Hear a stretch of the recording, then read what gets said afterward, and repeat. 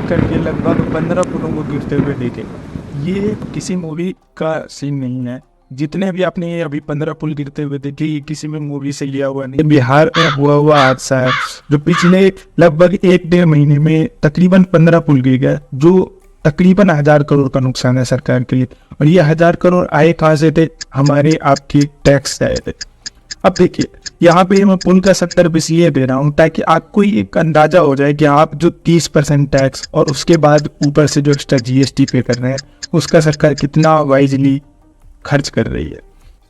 अब सोच करके देखिए कि कोई भी आदमी जो बेंगलोर जैसे शहर में रह रहा है, दिल्ली जैसे शहर में रह रहा है, वो क्या अपेक्षा लेता है कि वहाँ पे नहीं कटनी चाहिए, वहाँ पे बिजली हमेशा रहनी चाहिए। लेकिन फिर भी बड़ी बड़ी बिल्डिंगों को अपना जो एक अलग जनरेटर है, तो उनका जो ग्राउंड लेवल होता है वो भी सड़क से काफ़ी 2-4 फुट ऊंचा रहता है, इसलिए ताकि वाटर लॉगिंग ना हो जाए। इतनी ज़्यादा टैक्स पेयर जो उस बिल्डिंग में रह रहे हैं, उनका सरकार पे इतना भी भरोसा नहीं है कि वो मान पाए कि हमारे पास 24 घंटे बिजली रहेगी, सीवेज सिस्टम अच्छा हो, कचरे का अच्छा प्रबंध हो।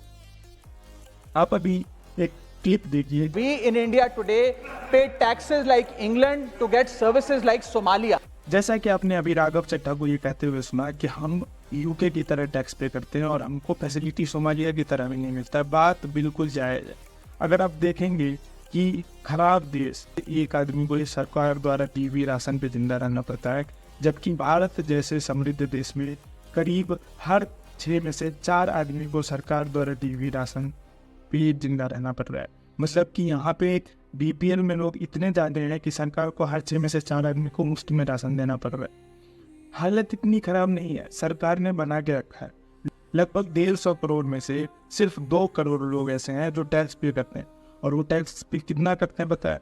लगभग 20% जो भारत की पूरी रेवेन्यू है, पूरी अर्थव्यवस्था, और वो पे करते हैं सिर्फ 1.4% लोग, जो हमारे आपके जैसे हैं। और कमाल तो तब हो जाता है जो बड़े बड़े कॉरपोरेशंस हैं जैसे रिलायंस, अडानी ग्रुप, टाटा ग्रुप, इन सब के कंबाइंड टैक्सेस मिलाकर भी 19% नहीं होते हैं। जीएसटी भी 17% ही हो पाता है, लेकिन ये सिर्फ 1.5% लोग जो टैक्स पे करते हैं, उससे सरकार लगभग 20% रुपया वसूल करती है।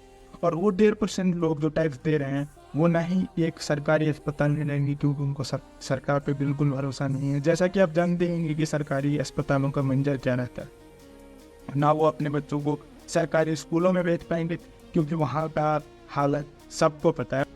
अब सोच करके देखिए कि ये वही लोग हैं जो उन बड़ी बड़ी बिल्डिंगों में रहा करते हैं, जिनको अपना एक बिजली की, पानी की व्यवस्था रखनी पड़ती है, फिल्टर रखना पड़ता है, अपना एक कूड़ेदान रखना पड़ता है।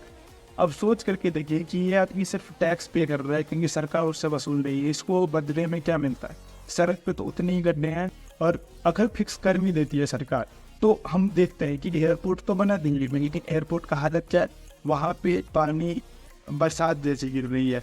और सिर्फ दिल्ली एयरपोर्ट की बात नहीं है, आप जहाँ के भी एयरपोर्ट जो रिसेंटली बने हैं, चाहे आप सेतु ब्रिज की, अटल सेतु ब्रिज की बात करें, जो लगभग 6 महीने के अंदर ही दरारों से भर गया, वो हजारों करोड़ का प्रोजेक्ट जो हमारे आपके पैसे से ये करके बनाया जाता है, वो कितना विफल हो जाता है। उसके बावजूद भी अगर हम सिर्फ बात करें कि भाई सरकार हमसे इतना टैक्स लेने के बाद हमको निश्चिंत छोड़ दे, नहीं, ऐसा नहीं है। अगर आपको एयर फिल्टर चाहिए, क्योंकि हमको शुद्ध हवा चाहिए, अगर हम नोएडा जैसे शहर में है, उसके लिए हमको लग्जरी टैक्स देना पड़ता है, तो 28% का।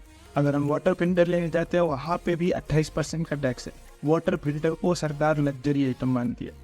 शर्ट पे 18% जीएसटी लगता है, फुटवेयर्स पे 18% जीएसटी लगता है। खैर, वो चार्ट में एक अटैच कर देता हूँ, जिससे आप अंदाजा लगा सकते हैं कि सर से लेके पाँव तक आप कितना एक्स्ट्रा जीएसटी पे कर रहे हैं। और यही है कि ये आपको बताने का एक तरीका है कि आप अपनी आवाज़ को बुलंद करिए, आप वोट गिराने जाइए और एक अच्छा नेता चुनिए।